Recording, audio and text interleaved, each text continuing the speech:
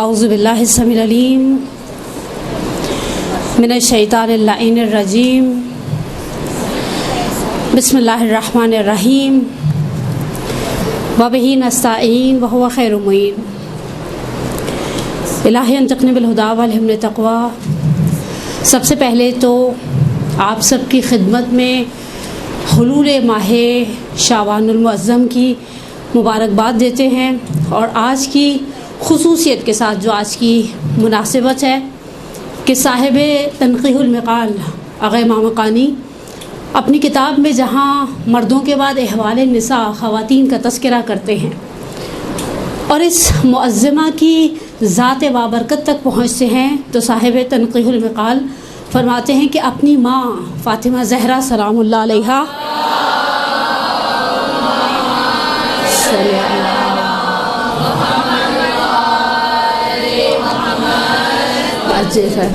اپنی ماں فاطمہ زہرا کے بعد کائنات کی خواتین میں اگر کوئی بے مثال ہے تو وہ زینب کبریٰ ہے، اور حقیقت ہے زینب ہمارے ہاں اردو میں ہمیشہ کہا جاتا ہے زین اور اب باپ کی زینت کا ایک طرح سے سمری ہے، حالانکہ زینب عربی میں خوشبودار درخت کو بھی کہا جاتا ہے، اور بھی زینب کے بعض معنی ہمارے علماء نے بیان کیے ہیں، اور مجھے آج دیا ہی موضوع گیا ہے، مجھے بڑا اچھا لگا، بڑے عرصے کے بعد فقہی مسائل سے ہٹ کر بھی میرے لیے کچھ اور تھا، تو ہاں انشاءاللہ اللہ کرے دونوں کے لیے بلیسنگ ہی رہے اور ذکر ہی بابرکت ہے، حقیقت ہے۔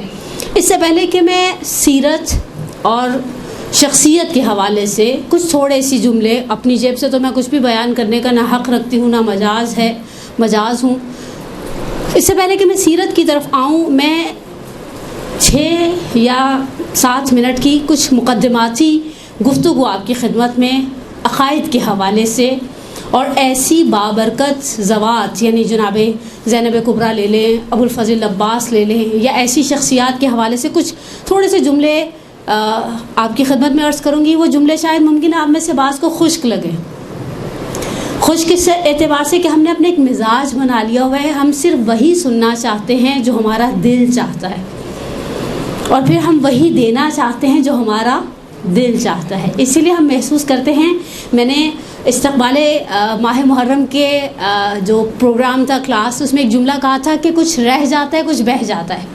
ہم یہ نہیں سوچتے کہ ہم دے کیا رہے ہیں اس وقت، اسپیشلی عقائد کے اعتبار سے مطمئن رہیں، دشمن آپ کی نماز پر اٹیک نہیں کرتا، اسے پرواہ نہیں ہے، وہی بات بقول رہبر کبیر امام خمینی کے ہاتھ کھول کے پڑھو یا ہاتھ بند کر کے، اسے کوئی پرواہ نہیں ہے۔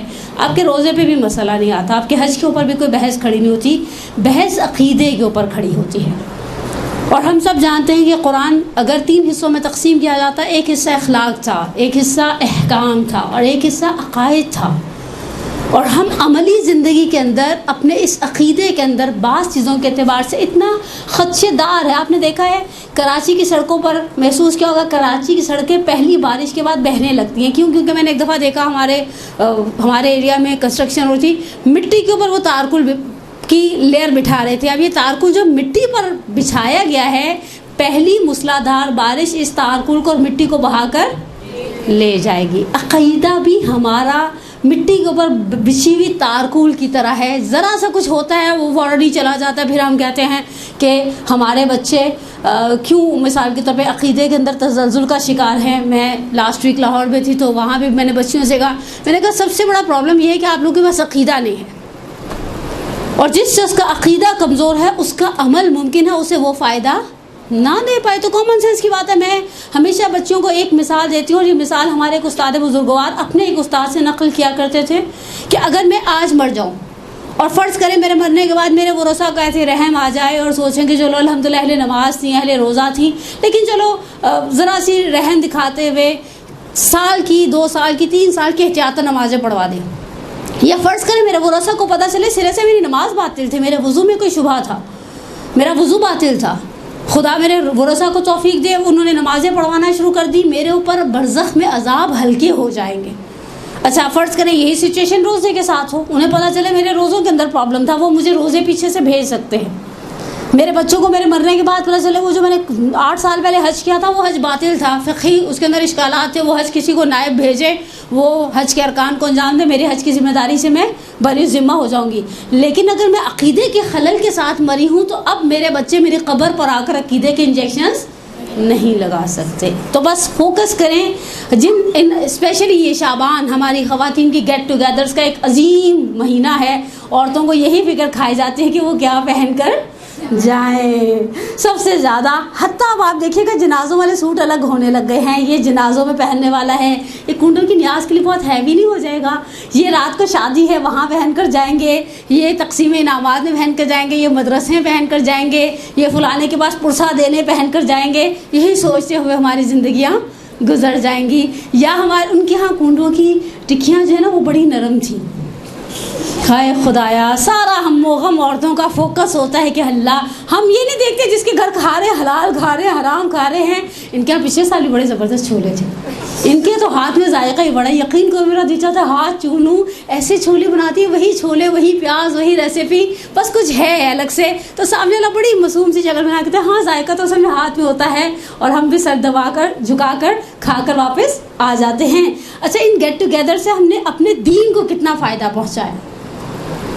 ہم نے گیٹ ٹوگیدر سے اپنے دین کو، اور خصوص ہمارے پاس بہت سارے سنہرے مواقع ہیں. اب آ جائیے حضرت زینب کے حوالے سے میں نے کہا کچھ عقیدتی بحث کی جائے. سب سے پہلے ایک چیپٹر ہے ہمارے ہاں عقائد علماء عقائد امامیہ کے اندر عصمت کا.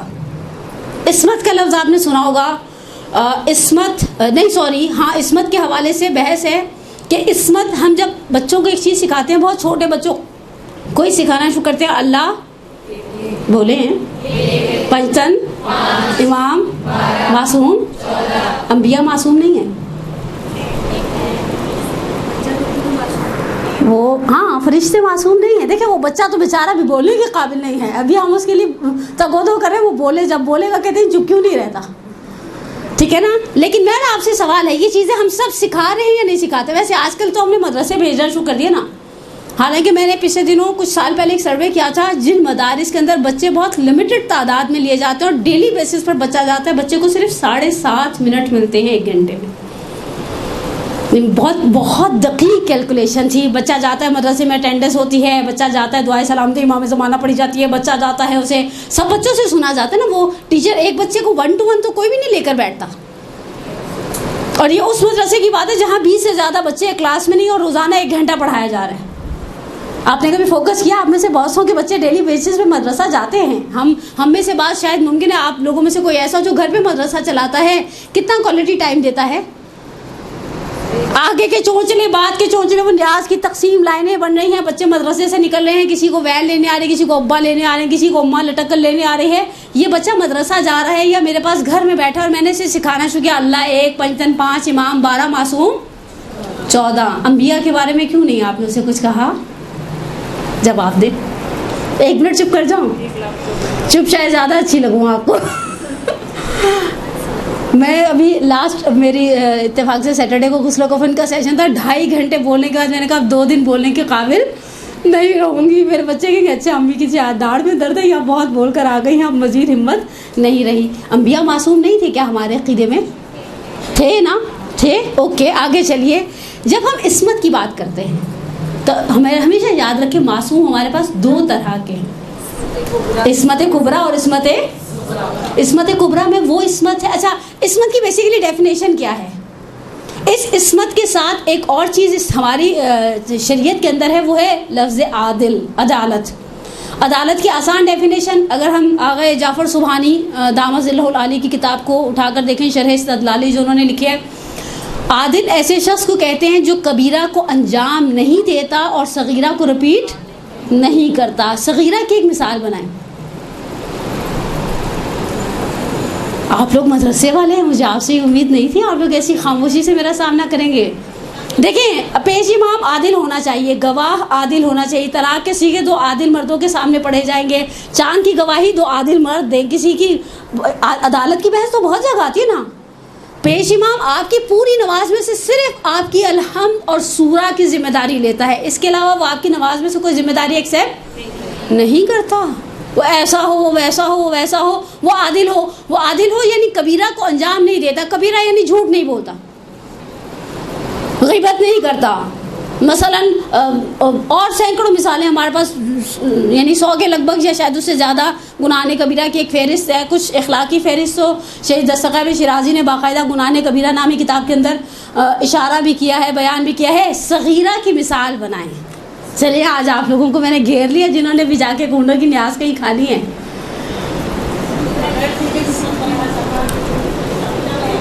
صغیرہ کی آسان مثال کسی کے سلام کا جواب نہ دینا. صغیرہ کی دوسری آسان مثال واجب نماز کو بغیر عذر کے توڑ دینا. یعنی ٹھیک ہے، اب ہم آگے اس سے زیادہ بحث نہیں کریں گے. صغیرہ کو ریپیٹ نہیں کرتا، کبیرہ کو انجام نہیں دیتا، لیکن یہ معصوم نہیں ہے، اس کے اندر سہو و نسیان کا عمل دخل ہے. اور سینکڑوں مثالیں ہمارے پاس علماء کے احوال کے اندر پڑی ہوئی ہیں. فتویٰ دینے کے اندر کوتاہی کر دی، فلاں جگہ پر کوتاہی کر دی، وہاں امام زمانہ مدد کے لیے آئے، وہاں کسی اور کو بھیجا مدد کرنے کے لیے. اب یہ عادل کی بحث کو چھوڑ دے، معصوم کے اوپر آئے. معصوم وہ ہے جس کے اندر سہو و نسیان کا بھی عمل دخل نہیں ہے. جب ہم کہتے ہیں نا معصوم 14 ہیں، عصمت کبریٰ ہے، یہ وہ عصمت کبریٰ ہے جو ان کے عہدے کا تقاضا ہے. پیغمبر کی نبوت کا تقاضا یہ کہ وہ معصوم ہوں. امیر المومنین کی امامت کا، ولایت کا تقاضا یہ ہے کہ امیر المومنین علیہ الصلوۃ والسلام معصوم ہوں. جناب زہرا سلام اللہ علیہا، اور اس کے بعد پھر ہمارے پاس مزید جو 11 ائمہ اطہار کی فہرست ہے. کیا عصمت ان پر منحصر ہے؟ نہیں. میں آپ کی خدمت میں 4 چھوٹی چھوٹی سی مثالیں دیتی ہوں. معصومین صغرا یعنی یہ وہ لوگ ہیں جن کی زندگی میں گناہ کا تصور، گناہ کا، دیکھیں معصوم کی ایک ڈیفینیشن جہاں وضاحت کرتے ہیں ہمارے علماء علم کلام، وہاں یہ بھی فرماتے ہیں کہ اس کے اندر گناہ کا قصد بھی نہیں ہے. اور سب سے پیاری مثال آقا محسن قراتی نے دی. کہا آپ کہ انسان سوچے وہ کیسے کوئی شخص ہے جو گناہ کا تصور نہیں کر سکتا. تو آقا قراتی نے مکتب رسول میں، ان کی کتاب اردو میں موجود ہے، اس میں ایک مثال انہوں نے کہا بعض کاموں کے معاملے میں ہم بھی معصوم ہیں. ہم نے کبھی سوچا کہ ہم اس بلڈنگ کی چھت پر، یہ تو ویسے 3-4 منزلیں ہیں ہماری بلڈنگ کی چھت پر، میں نے کبھی نہیں سوچا میں بلڈنگ کی چھت پر چڑھ جاؤں اور چھلانگ لگا دوں. اس عمل کی نسبت میں معصوم ہوں. ایک، ہم نے کبھی سوچا گھر میں گوشت آتا ہے، سب کیا آتا ہے، کسی کے یہاں چکن، کسی کے یہاں مٹن، کسی کے یہاں بیف، کچا گوشت کھائیں. کبھی سوچا؟ گھن آئی نا، سوچ کے گھن آتی ہے. ہم تو کچا دودھ نہیں پیتے، کچا گوشت، کچا پکا کھا لیتے باربیکیو کے نام پر، لیکن خالص کچا گوشت کھانے کے روادار نہیں ہیں. اچھا فقہی اعتبار سے حرام ہے یا حرام نہیں ہے یہ بھی ہمیں نہیں پتا. آپ کو پتہ ہے کہ فقہی اعتبار سے کچا گوشت کھانا جائز ہے یا جائز نہیں ہے؟ آئیڈیا نہیں ہے نا. آپ کہہ بھی نہیں سکتے کہ حرام ہے یا حلال. خود اس عمل کی نسبت ہم نے بھی کبھی نہیں سوچا لمحے کہ ہم کچا گوشت گھر میں آیا اس میں سے تھیلی میں سے بوٹی نکالیں، دھوئیں اور کھا لیں. نہ، کبھی سوچا بھی نہیں. ہمیں سوچ کر گھن آتی ہے. جو اولیاء خدا ہے انہیں غیبت کرنے سے گھن آتی ہے. جیسے میں نے آپ کے سامنے ایک مثال دی ہے کہ میں کچھ چیزوں کے بارے میں سوچ بھی نہیں سکتی، اسے اس چیز کا باطن معلوم ہے. میں اور آپ ذبیحہ کا، حلال گوشت، جانور کا کچا گوشت کھانے کے بارے میں سوچ نہیں سکتے. مرغی کی بوٹی اٹھائیں اور کھا لیں، اور بکرے کی بوٹی اٹھائیں اور کھا لیں. وہ جو ولی خدا ہے وہ جانتا ہے غیبت کرنا ایسے ہی ہے جیسے اپنے مردہ بھائی کا گوشت کھائے. یہ قرآن کہتے نا، کیا یعنی جو غیبت کرنا ہی ایسی ہے، یاکل لحم اخیہ میتا فکرہتموہ. خود قرآن میرے اور آپ کے مزاج کو جانتے ہوئے کہتے ہیں ہم جانتے تم اس کام سے گھن کھاتے ہو. تو پس معصوم ان 14 معصومین کے جو صاحبان عصمت کبریٰ ہیں. میں 4 مثالیں آپ کی خدمت میں عرض کروں اور جناب زینب کی طرف چلی جاؤں. سب سے پہلا نام جو لیا جائے گا وہ خود بابرکت، نام بابرکت ہے جناب زینب کبریٰ سلام اللہ. اللہم صلی وعجل فرج. یعنی ہم سوچ بھی نہیں سکتے جناب زینب کبریٰ سلام اللہ علیہ کی زندگی میں کہیں خدا نخواستہ نقل کفر نہیں ہوتی، کسی گناہ کا شائبہ ہو. ہمارے پاس بہرحال دلیل نقلی موجود ہے معصومین کے وہ جملے جو انہوں نے جناب زینب کے حوالے سے کہے. دوسرا نام، اچھا دوسرے نام کے پیچھے آقا عبد الحسین امینی صاحب الغدیر. اس وقت تو وہ اپنے مکتبے میں، بازار ہویش میں، نجف اشرف میں، حرم کے پڑوس میں، ہم کہتے ہیں مولا کی گود میں گویا دفن ہیں، وہاں پر دفن ہے. لیکن انتقال ان کا مشہد میں ہوا تھا. بیمار تھے، اتنے شدید بیمار تھے کہ کروٹ بدلنے پر قادر نہیں تھے، پیرالائز ہو گئے تھے، انہیں کینسر ہو گیا تھا. صاحب بقات الانوار کو بھی آخری 2 سال میں، اور صاحب الغدیر کو بھی علامہ عبدالحسین امینی اپنے آخری اوقات میں، کوئی مومن ان کے پاس مشہد کا عیادت کرنے کے لیے آیا، لیٹے تھے نڈھال، ہلنے جلنے سے قاصر. اس مومن نے آ کر کہا میرے میں اور عباس میں کیا فرق ہے؟ آغا اتنے غصے میں آئے، اتنے غضبناک ہوئے، کہنے لگے تم کیا سمجھتے ہو، یعنی وہ ان کا کوئی مقام اور منزلت نہیں ہے؟ اور یہ کہہ کر اپنے آپ کو سہارا دے کر بٹھانے کی کوشش کی. کہا میں جو ابو الفضل عباس کے نوکروں کا نوکر ہوں، میرا بندے کفش، یہ جو جوتے کے اندر لوپس ہیں نا، یہ بھی ویلیو رکتی ہے، اس لیے کہ ہم ان سے نسبت رکھتے ہیں. یعنی دوسری ذات بابرکت جس کے بارے میں آپ گناہ، سہو و نسیان، خطا، ان سب کے بارے میں سوچ نہیں سکتے، وہ ذات بابرکت ابو الفضل عباس علیہ الصلوۃ اللہم صلی علی وعجل فرجہم. پھر تیسرا نام شاہ عبدالعظیم حسنی. آپ سوچئے معصوم ان کی زیارت کے ثواب کو سید الشہداء کی زیارت کے ثواب کے برابر قرار دے رہے. اور چوتھا اور آخری مثالی نام، ورنہ میرے پاس 12-13 نام تھے، چوتھا اور آخری نام جناب فاطمہ معصومہ، ہمشیرہ امام رضا. بہرحال امام رضا کی کوئی ایک آدھ بہن نہیں تھی، کثیر العیال ترین معصوم ہیں امام کاظم. لیکن جو مقام بزرگوار اس شہزادی کا ہے، اس بیوی کا ہے، وہ مقام امام کاظم کی کسی اور بیٹی کے نصیب میں یا کسی اور بیٹی کے پاس نہیں ہے. یہ وہ صاحبان عصمت صغریٰ ہیں کہ جن کے اندر، اچھا وہ جو عصمت کبریٰ ہے، اس عصمت کے بھی درجات کے اندر فرق ہے. جملے تو شاعر کے ہیں لیکن بڑے ہی خوبصورت طریقے سے کہتے ہیں شاعر. یہ محسن نقوی شہید کے جملے ہیں کہ آدم خطا کرے تو کوئی نقصان بھی نہیں، شبیر میں خطا کا تو امکان بھی نہیں. ادنا سے شان دیکھیے شہ مشرقین کی، آدم بہشت میں بھی ہے ریت حسین کی.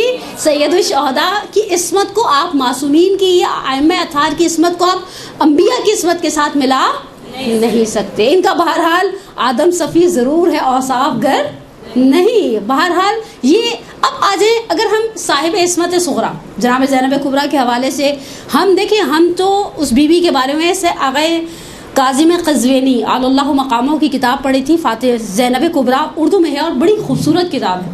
اس میں انہوں نے ایک جملہ کہا، اس جملے نے مجھے بہت شدید تکلیف بھی پہنچائی. کہا اس بیوی کی زندگی اتنی مرموز تھی، اتنی انہوں نے اپنے آپ کو اتنا پیک کر کے رکھا ہوا تھا کہ ان کی ذاتی زندگی کے بارے میں کوئی چیز آپ کو تاریخ میں کھلی بھی نہیں ملی. تقریباً آلموسٹ 60 سال سے کم عمر کے عرصے میں دنیا سے چلی گئی. میں اب ان روایات کے اختلاف کی طرف نہیں جانا چاہتی کہ واقعہ کربلا کے بعد کتنے سال زندہ رہی. تقریباً 56 سال 55 سال کا سن واقعہ کربلا کے اندر تھا شہزادی کا. لیکن اگر آپ شہزادی کی ساری سیرت کو اٹھا کر دیکھیں تو بیچ میں آپ کو صرف گنے چنے مشہور واقعات ملتے ہیں جو واقعات بی بی کے حوالے سے کچھ جملے کہتے ہیں. پروردگار انشاءاللہ آپ کے اور میرے مقدر میں بار بار کربلائے معلیٰ جانا مقدر کرے ہم سب کا. جب ہم تفتیش پر داخل ہوتے ہیں تو انہوں نے پینافلیکس لگایا ہوا ہے کہ امیر المومنین کے ایک پڑوسی کہتے ہیں کہ میں کئی سال علی کے پڑوس میں رہا لیکن میں نے زینب کی قد و قامت کو نہیں دیکھا، قد و قامت کو نہیں دیکھا. یعنی ایسا نہیں تھا کہ شہزادی جسے کہے نا کہ جہاں دل چاہا اٹھ کر چلی گئی، اور اس طرح کا سیٹ اپ نہیں تھا. 17 ہجری کے اندر شادی کا تذکرہ ملتا ہے. یعنی میں اب مشہور روایات کو لے رہی ہوں، ایک آدھ سال کا اختلاف آپ کو ہر جگہ روایت کا مل جائے گا. مثلا تقریباً 11 یا 12 سال کی عمر مبارک ہے جب عبداللہ ابن جعفر طیار کے گھر بیاہ کر آئی ہیں. شہزادی والد کے گھر سے شوہر کے گھر منتقل ہوئی ہیں. اب اس پہلے والے 11 سال کے حوالے سے اکا دکا صرف واقعات ہیں، ہلکے ہلکے سے، کوئی بہت تفصیلی زندگی نہیں. حالانکہ راویہ ہیں جناب زینب کبریٰ، صحابیہ ہیں، رسول اللہ کو در کیا ہے. ہمارے برادران اہل سنت کوئی 2 دن پیغمبر کے ساتھ رہ لیتا تو اسے صحابی کا لقب دے دیتے ہیں، بلکہ کہا جائے رسول کی آغوش میں زندگی کے کچھ شروع کے سال گزارے ہیں تو حق رکھتی ہیں. وہ بہرحال پیغمبر کی پہلی نواسی ہے. اور پھر جب شوہر کے گھر میں آئی ہیں تو کچھ جس طرح سے روایات میں ملتا ہے کہ خدائے عز و جل نے عبداللہ ابن جعفر طیار سے جناب زینب کو 4 بیٹے اور 1 صاحبزادی. صاحبزادی کا نام مشہور مورخین نے کلثوم نقل کیا، جن کی وجہ سے بی بی کی ایک کنیت ام کلثوم بھی تھی. اچھا عربوں میں یہ چیز عجیب بھی نہیں تھی. مولا کی جناب سیدہ سے جو 2 بیٹیاں تھیں دونوں کے نام زینب تھے اور دونوں کی کنیت ام کلثوم تھی. اس وجہ سے بعض جگہ تشابہ اسمی ہوا ہے.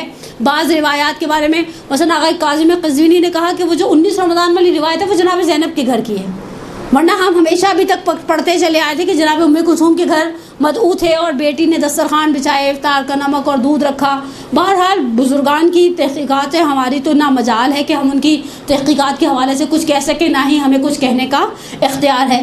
شوہر کے گھر میں آئیں. اچھا مزے کی بات ہے جب واقع کربلا میں گئی ہیں تو ساتھ بیٹی اور داماد اس سفر میں ہم سفر تھے. ہمارے پنجاب میں ایک بہت عجیب مس کانسیپٹ ہے. میں رات کو اتفاق سے کچھ ذاکراؤں کو سن بھی رہی تھی. میں کہنا نہیں چاہتی, مجھے کسی کے بارے میں رائے دینے کا حق نہیں ہے. حجاب کے اعتبار سے تو ایک تو بالکل سرے سے سر پہ دوپٹہ بھی نہیں تھا. کہنے کی حسین کی نسل تو قیامت تک چلے گی, زینب کو کوئی ماں کہہ کے پکارنے والا نہیں رہا. میں سوچ میں پڑ گئی واقعی کربلا میں صرف ایک شہید ایسا ہے جس کی پوری نسل منقرض ہوئی ہے, ختم ہوئی ہے. البتہ اس نسل کے اندر بھی صرف بیٹے سارے شہدائے کربلا سے وابستہ ہیں. بیٹی ان کی بھی ماں کے ساتھ واپس گئی ہے, وہ مسلم بن عقیل ہے. مسلم کے علاوہ کوئی ایسا نہیں ہے. حضرت عباس کی نسل چلی ہے, اور حضرت عباس کے صاحبزادے عبید اللہ کا ہاتھ پکڑ کر جناب ام البنین بقیع میں جایا کرتی تھیں اور قبروں کے 4 نشان بنا کر کیا کرتی تھیں. ہمارے مورخین نے جو حضرت عباس کے 2 بیٹے اور جناب صاحبزادی حدائق الانس جناب لبابہ بنت عبید اللہ ابن عباس جو زوجہ ابو الفضل عباس ہیں, ان کے ساتھ جب پلٹے ہیں تو تذکرہ کیا وہ کان من فقہاء بنی ہاشم. حضرت عباس کے بیٹے فقہاء بنی ہاشم میں سے, یعنی نسل چلی ہے باقاعدہ ان بزرگواروں کی. اور جناب زینب کے تو بہرحال اگر آپ جناب کربلا کے واقعے کے دونوں شہداء کو جناب زینب کے فرزند ایکسیپٹ کر لیتے تو 2 بیٹے اور 1 بیٹی اور داماد باقی ہیں, نسلیں چل رہی ہیں یہاں پر. ہم کس طرح سے کسی مخدرہ کسی معظمہ کے لیے اس طرح کا جملہ بغیر سوچے سمجھے بول سکتے ہیں؟ نعوذ باللہ من ذالک ثم نعوذ باللہ من ذالک. لیکن اب اس بی بی کی معرفت کے حوالے سے میں آپ کی خدمت میں صرف 2 جملوں کو بیان کروں گی. یہ 2 جملے ہی اس شہزادی کی معرفت کے سمندر میں سے گویا 2 گھونٹ ہیں. لیکن ہم عورتوں کے لیے اس بی بی کی تاریخ کے اندر جتنے سبق ہیں واقعاً بعض سبق بے مثال. میں خود اس درس کی تیاری کے دوران محسوس کر رہی تھی بعض کام ایسے کیے ہیں جناب زینب کبریٰ نے جو نہ تاریخ میں ان سے پہلے کوئی کر سکا نہ ان کے بعد کوئی کر سکا. اور اس کے لیے حقیقت ہے کہ وہی بات ایک شاعر نے بڑے خوبصورت جملے کہے ہیں, خدیجہ فاطمہ زینب عجب ایک سلسلہ ہے جو صبر ماں کے گھر سے وراثت میں لائی تھی. سب سے پہلے جملہ یہ وہ جملہ ہے جو آغائے اندلیب حسین اندلیب حمدانی اپنی خوبصورت کتاب سار اللہ, کتاب کا نام سار اللہ ہے, نیچے ایک جملہ لکھا ہے خون حسین در رگھائی اسلام. اسلام کی رگوں میں جو خون ہے وہ سید الشہداء کا ہے. اس میں یہ جملے سید الشہداء نے جناب زینب اور مخدرات سے مخاطب ہو کر کہے ہیں. اور یہاں سے آپ کو اندازہ ہو کہ بی بی کا اور ان خواتین کا للخصوص سر فہرست ٹاپ آف دا لسٹ خود جناب زینب کا نام آتا ہے. سید الشہداء نے مخاطب ہو کر جو جملے کہے ہیں وہ میں آپ کی خدمت میں بیان کرتی ہوں. ایک صلوات پڑھے محمد و آل محمد پر صلی اللہ محمد. سید الشہداء کی رخصت. اچھا آپ کو میں سے بعض کو شاید عجیب لگے کہ فضائل کا دن ہے اور بیچ میں کہیں آپ کو مسائل والا ٹچ لگے گا, اور یہ کوئی ایسی بڑی بات نہیں ہے. جب 3 شعبان کو قنداق کیا ہوا سید الشہداء کو لیا تھا رسول خدا نے, تب رسول اللہ بھی روئے تھے, سیدہ کو مسائل سنائے تھے اور سیدہ نے بھی گریہ کیا تھا. ان کے آغا ولید کا ایک جملہ بہت ہی خوبصورت ہے, البتہ انہوں نے حضرت زہرا سلام اللہ علیہ کے بعد میں کہا ہے. آغا فرماتے ہیں ان کے فضائل ہی کے اندر مسائل ہے اور مسائل کے اندر فضائل. ایک بعض جملے میں نے آپ کو پہلے ایڈوانس میں اطلاع دے دی. بعض خواتین کو بڑا ناگوار سا گزر جاتا ہے کہ تو آج اتنا بڑا خوشی کا دن تھا. خوشی کا دن تھا جو تذکرہ ہے تاریخ کے اندر اس تذکرے ہی کو نقل کیا جائے گا. امام کی ہمارے درمیان بڑی مشہور رخصتیں ہیں اور بڑے شاعروں نے بڑے خوبصورت جملے بھی کہے ہیں. میری جانیں قربان ہو جائے ان شاعروں پر سے. سبط جعفر کو یاد کروں ایک جملے میں, عشق جب تک نہ ہو شعر ہوتا نہیں, مجھ میں کب اہلیت تھی تیری مدح کی, میرے مولا میں قربان تیرے عشق کے. سبط جعفر کو بھی شاعری آ گئی. یہ جو شعر کہے نا یہ عشق سے کہے ہیں. حسین جب کہ چلے بعد 2 رن کو, کوئی نہ تھا کہ جو تھامے رکابے کوثر کو. سکینہ جھاڑ رہی تھیں قبا کے دامن کو, حسین چپ کے کھڑے تھے جھکائے گردن کو. نہ آسرا تھا کوئی شاہ کربلائی کو, فقط بہن نے, یہ جملہ بہت تکلیف دہ, فقط بہن نے کیا تھا سوار بھائی کو. آغائے اندلیب حمدانی نے اسے بہار سے نقل کیا اور بعض دوسرے مصادر سے روایت کو نقل کیا. سید الشہداء نے خواتین کو خیمت النساء میں, ایک بڑا خیمہ تھا, وہ عورتیں ساری کربلا کے میدان میں 12 سید الشہداء کے ساتھ خواتین تھیں. آغائے محمدی علی شہری نے سوگنامہ آل محمد میں 26 سے 27 ان بچوں کا تذکرہ کیا جو پشت ناقہ سے گرے اور اونٹوں کی ٹاپوں تلے پامال ہو گئی. یہ بچے ماؤں کے ساتھ آئے ہوئے تھے. عزیزہ نے من ایک خیمہ ہے بڑا جس میں خواتین بیٹھتی ہیں. ابھی ایسا نہیں ہے وہ 11 یعنی بہرحال عاشور کا وہ سانحہ اور وہ واقعہ کہ خواتین ہر کوئی اپنے اپنے خیمے میں بیٹھے. یہ خواتین اس خیمے میں بیٹھتی ہیں, بچے ہیں. بہرحال آپ واقعی کربلا کو کبھی سینیریو سے سوچیں. ان خواتین, وہ کھانا بنتا تھا, اتنے افراد کھانا کھاتے تھے, بچے سنبھالے جاتے تھے, سفر پہ سید الشہداء سب کو لے کر چلے ہیں. اور یہاں پر آغا اندلیبی حمدانی نے بہت خوبصورت جملے نقل کیے. کہا ابراہیم نے جب اپنی ذریت کو چھوڑا تھا نا تو ایک جملہ کہا تھا, رب انی اسکنت من ذریتی بواد غیر ذی زرع. خدایا دیکھ میں اپنی ذریت کو یہاں چھوڑ کر جا رہا ہوں, چاروں طرف مجھے مکہ کی سرزمین پر کوئی کھیتی, کوئی نخل, کوئی کچھ بھی نظر نہیں آتا نا, سامنے ہر طرف لقدق صحرا ہے. مجھے نہیں معلوم حضرت ابراہیم مڑ مڑ کر دیکھ رہے تھے یا نہیں دیکھ رہے تھے. کہا خدا نے کہا کہ ٹھیک ہے ہم اسے مامن قرار دیں گے, ہم اسے مسکن قرار دیں گے, ہم یہاں اپنا گھر بنائیں گے. تو خدا نے ذریت ابراہیم سے زیادہ احترام رکھا ذریت سید الشہداء کا. خواتین کو جمع کیا, کچھ جملے کہے, مقتل نے ان جملوں کو محفوظ کیا. امام حسین نے فرمایا کہ وَاسْتَعِدُّوا لِلْبَلَاءِ, اپنے آپ کو مصیبت کے لیے تیار کر لو. وَاللَّهُ مُحَافِظُكُمْ وَحَامِيكُمْ, خدا انشاءاللہ تمہارا مددگار ہے, خدا انشاءاللہ تمہاری حمایت کرے گا. وَاللَّهُ يُرَاكُمْ سُبَايَا, اللہ میاں دیکھے گا تمہیں اس حال میں کہ تم کس طرح سے بے ناکاؤ, بے کجاوا پالا اونٹوں پر سفر کرایا جائے گا. اس کے بعد امام نے کچھ جملے کہے. کہا کہ خدا اس مصیبت کے مقابلے میں تم لوگوں کو بہترین اور عظیم اجر دے گا, اور خدا اس مصیبت کے مقابلے میں تمہارے دشمنوں کو بدترین عذابوں میں اور انواع و اقسام کی بلایا میں مبتلا کرے گا. دیکھو تم کوئی ایسا کام نہیں, کوئی ایسی بات نہیں منہ سے نکالنا جو تمہاری قدر و قیمت کو کم کر دے. اچھا یہ جملہ آپ اپنے ذہن میں رکھیے گا. یہ جو آخری جملہ ہے نا, اس میں سب سے بڑا, یعنی میری سینیریو کے مطابق, میری نگاہ کے مطابق سب سے بڑا سبق جناب زینب کی زندگی کا اس ایک جملے کے اندر چھپا ہے. کوئی منہ سے ایسی بات نہیں نکالو گے جو تمہاری قدر و قیمت کو کم کر دے. اب میں تاریخ اسلام کی 2 اور مثالیں دوں, اور اسی جملے پر واپس آ کر اس بات کو یہاں تک سمیٹ کر امام صادق کے جملے کی طرف چلی جاؤں. آپ کے ذہن میں واقع کربلا ہے 61 ہجری 10 محرم, جو خاندان پیامبر پر گزر گئی. سید عبداللہ فاطمی نیا نکتہاز گفتہا نامی کتاب میں ایک جملہ نقل کرتے ہیں. کہتے ہیں میں ایک سنی عالم سے کانفرنس میں ملا, 350 صفحے کی کتاب لکھی تھی حسین کی عظمت اور سید الشہداء کی مظلومیت پر. میں نے ان سے کہا اگر آپ اس کی سمری بنانا چاہیں تو بنا سکتے ہیں. کہا ایک جملے میں. سید فاطمی نیا کہتے ہیں میں حیران ہو گیا, ایک 350 صفحے کی کتاب کو کوئی ایک جملے میں کیسے سمری بنا سکتا ہے. میں نے اس سنی عالم دین سے کہا سمری بنائیے. کہا حسین کے ساتھ وہ کیا اخشعرت بہ الجلود, جس کو سننے کے بعد رونگٹے کھڑے ہو جاتے. اور مجھے نہیں معلوم حسین کی بہن نے یہ سب کیسے دیکھا. پہلا سینیریو جو آپ کی خدمت میں نقل کر رہی ہوں, 3 یا 4 ہجری 15 شوال المکرم, میدان احد.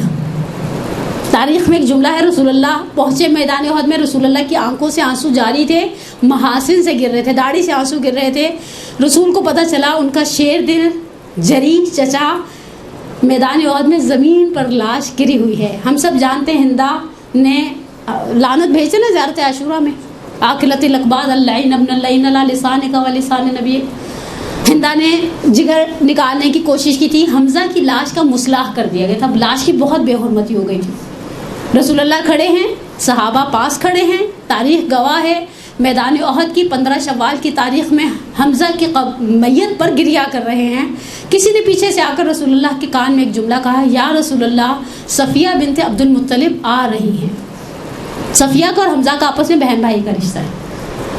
صفیہ آ رہی ہیں شہدائے احد کی قبروں پر, اسپیشلی اپنے بھائی کو. صفیہ کو بھائی سے بہت محبت بھی تھی, وہ جناب عبد المطلب کے بچے بھی بہت سارے تھے, لیکن جناب صفیہ کو بہت محبت تھی حمزہ سے.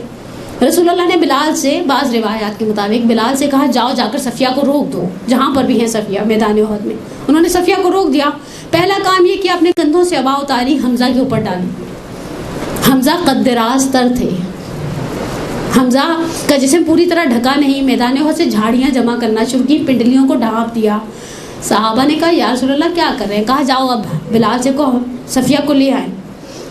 کہا کیا کر رہے ہیں یا رسول اللہ. کہا وہ جو آ رہی ہے نا, وہ اب میرے الفاظ میں رسول اللہ کے جملوں کا مفہوم اور خلاصہ, وہ جو آ رہی ہے نا وہ اس کی بہن ہے. اور یہ کہنے کے بعد صفیہ آئیں, بھائی کو دیکھا, بھائی کے جسم کو دیکھنے نہیں دیا. آپ نے یہ جملہ سن لیا, آپ کے ذہنوں کے اندر یہ نقش. اچھا رسول اللہ کی 23 سالہ زندگی کا دردناک ترین دن احد کا دن ہے. واپس جب مدینے میں آئے نا، دیکھا مدینے کے ہر گھر سے گریے کی آواز بلند ہے، پلٹ کر صحابہ سے کہا حمزہ پر رونے والا کوئی نہیں ہے؟ حمزہ کو اس چیز نے اتنا اریٹیٹ کیا، اپنے گھروں کو گئے، اپنی عورتوں سے کہا اپنے مردوں کو بعد میں رونا، پہلے جا کر رسول اللہ کو حمزہ کا پرسہ دو۔ اور میں نے پڑھا ایک کتاب میں، آغا فاطمی میاں نے کہا اس دن سے لے کر آج تک مدینے میں مومنین جب گھر سے جنازہ اٹھاتے تو حمزہ کے کچھ جملے پڑھے جاتے اور پھر میت اٹھائی جاتی۔ واللہ عالم، بہرحال مجھے تو اس چیز کی بارے میں بہت زیادہ معلومات نہیں ہیں، لیکن اسی چیز کو ذہن میں رکھیے گا، یہ 4 یا 3 ہجری ہے جنگ احد، اب 11 محرم ظہر کا وقت ہے۔ ظہر تک تو عمر سعد نے اپنی کچھ لاشیں دفنائی تھیں کربلا کے میدان میں، کربلا کے میدان میں کچھ لاشیں دفنائی تھیں۔ میں کبھی کبھی سوچوں عمر سعد تیری جرت کیسے ہوئی؟ جناب زینب مخاطب ہوئی عمر سعد سے اس مقام پر جہاں تلے زینبیہ پر کھڑے تھے، اور کہا عمر تم دیکھ رہے ہو یہ جو ہو رہا ہے حسین کے ساتھ؟ اور شہزادی نے کے سامنے کچھ 7 خواتین ہیں، کچھ سہمے ہوئے بچے ہیں، اور شہزادی تیار ہو رہی ہے ایک اور سفر کے لیے۔ راوی کہتے ہیں، حمید ابن مسلم ازدی ہے، کہتے ہیں میں نے دیکھا حسین کی بہن نے دیکھا کہ بیویاں بہت سراسیمہ ہیں، کس طرح سے بیٹھیں گے۔ بھابھیوں کو، بہنوں کو، ماں کی کنیز کو سوار کرا دیا، اب مقتل میں آئیں اور کہا یا رسول اللہ یا محمد و جدہ آزا حسین مرملا بالتما مقتل آزا مسلوب بالردا، یا رسول اللہ یا محمد، یعنی اپنے جد کو مخاطب کر کے کہتے ہیں یہ آپ کا حسین ہے۔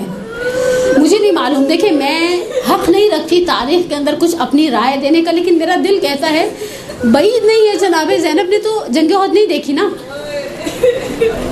جنگ احد کی بعد کی ولادت ہے جناب زینب کی، لیکن دل میں خیال آیا، وہ سنتے ہیں انسان، بچے واقعات سنتے ہیں ہمیشہ اپنے بڑوں سے، اپنے خاندان کے تاریخی واقعات بچوں کے سامنے دہرائے جاتے ہیں، ایسا ہوا تھا ایسا ہوا تھا۔ جناب زینب کی سماعتوں سے جنگ احد کا یہ منظر گزرا ہوگا کہ بلال سے کہا تھا روک دو، آنے نہیں دینا اس طرح سے دیکھے گی اسے، تو اسی لیے شاید بابا جد کو یاد کیا اور پھر بہرحال اس سفر کا آغاز کیا۔ یہ 2 واقعات آپ کے ذہن میں رہے، سید الشہداء کا وہ جملہ، اور میں ایک قدم اور آگے بڑھتی ہوں۔ اب سید الشہداء نے یہ جملہ آخر میں نصیحت کی تھی، حتیٰ روایات کہتی ہیں کہا تھا مجھے نماز شب کی دعا میں یاد رکھنا۔ دیکھیں امام معصوم کے جملے ہیں، کلام امام الکلام ہوا کرتا ہے، ایسا نہیں کہ کسی شخص کو نماز شب پڑھنے کی عادت ہے نہیں ہے، کہہ دیا بس تم پڑھ دینا، میرے لیے دعا یاد کر دینا۔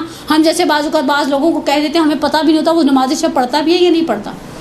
یہاں سید الشہداء کہہ رہے ہیں کہ اپنی نماز شب کی دعاؤں میں مجھے یاد رکھنا، اور روایات میں ملتا ہے جب بچے جلے ہوئے جنگ خیموں کی ریت پر سہم کر سو گئے تھے نا، دیکھیں بچے ہی ہیں، آپ نے دیکھا ہوگا خدا نہ سا گھر میں کوئی انسیڈنٹ ہوتا ہے، میں نے ایک 4 سال کی بچی کو دیکھا، باپ اندر ٹارگٹ کلنگ میں کچھ سال پہلے باپ اندر میت پڑی تھی، وہ بچی بیچاری فیڈر منہ میں لے کر سو رہی تھی، یہ بچہ ہے، یہ اس انسیڈنٹ کے عواقب سے باخبر نہیں ہے۔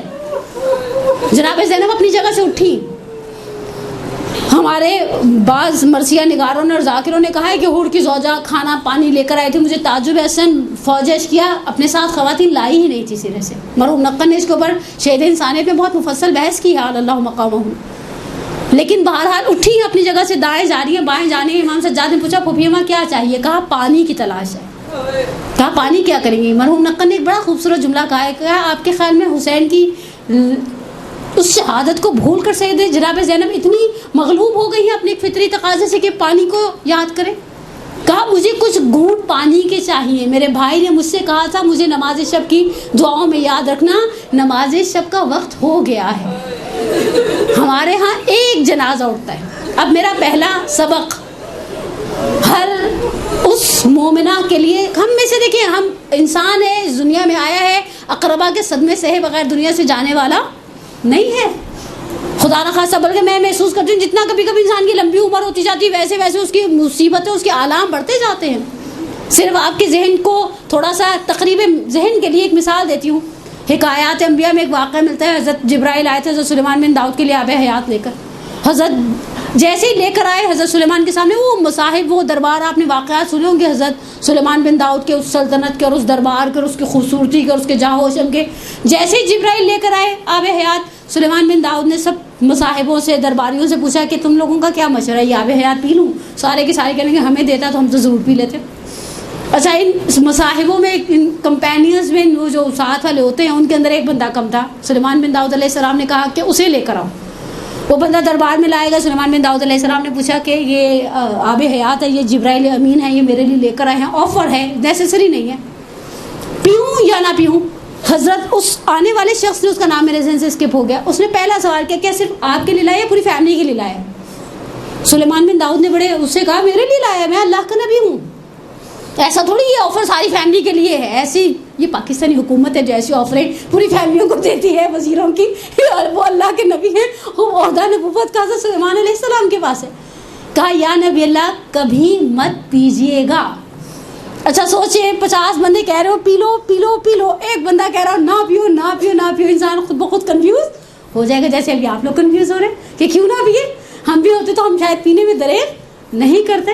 حضرت سلیمان بن داؤد نے کہا کہ یہ سب کہہ رہے پی لو, کہا ان کی بات مانی تھی تو مجھے کیوں بلایا؟ یہ وہی حال ہے, مجھ سے کوئی مسئلہ پوچھتے کہتے ہیں ہم نے مولانا صاحب سے پوچھے, میں نے کہا ان سے پوچھے تو مجھ سے کیوں پوچھ رہے ہیں؟ یا آپ ان کی توہین کر رہے ہیں یا آپ میری بے عزتی کر رہے ہیں. اگر آپ نے دیکھا ہمارے معاشرے میں لوگ مولویوں کو لڑانے کے لیے بھی مسئلے پوچھتے ہیں. ایسا ہے, ہم نے آقا صاحب سے تو پوچھ لیا اب آپ کیا کہتی ہیں, کیا مطلب آپ کیا کہتی ہیں؟ ان کی شریعت الگ ہے میری الگ ہے. میں نے کہا ہم شریعت بناتے نہیں, میں صرف سالن پکاتی ہوں. شریعت بناتے نہیں بتاتے ہیں, اور بتانے میں ہم سب ایک جیسے ہوتے ہیں نارملی. آپ کو مسئلہ پوچھنے میں فرق بھی آ سکتا ہے. اب سلیمان بن داؤد نے کہا یہ سب کہہ رہے نہ پیو, آپ تو وہ کہہ رہے ہو پی لو. کہا یا نبی اللہ آپ اسے پی لیں گے.